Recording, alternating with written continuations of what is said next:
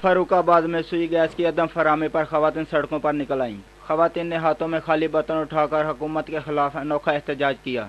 फर्रुखाबाद में सर्दी की शिद्दत बढ़ने से गैस की लोड शेडिंग का दौरानिया हद से तजावज़ कर गया। सारा दिन गैस गायब रहने से खवातीन को अमूर खानादारी निपटाने में शदीद मुश्किलात का सामना करना पड़ रहा है। 2-3 माह से मुसलसल हमारा गैस बंद है। हमारे बच्चे भूखे प्यासे जा रहे हैं। इतनी आमदनी हमारी नहीं, हम गरीब आदमी हैं। बच्चों की पढ़ाई करें या हम गैस के वो जो सिलेंडर भरते हैं 100 रुपये किलो है गैस, उसको इस्तेमाल करें। नवाज शरीफ ने कहा था कि ना गैस जाएगी ना बिजली जाएगी, ये सारा मसला हल हो जाएगा, लेकिन कुछ भी नहीं हल हुआ। अगर हमारा मसला ना हल हुआ तो पूरी मंडी खड़ी होगी इस मसले पे।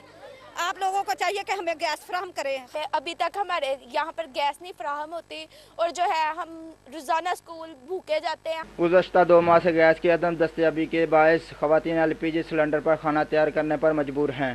सुई गैस की किल्लत से दुकानदारों ने लकड़ी और LPG सिलेंडर की कीमतों में खुद साख्ता इजाफा कर दिया है।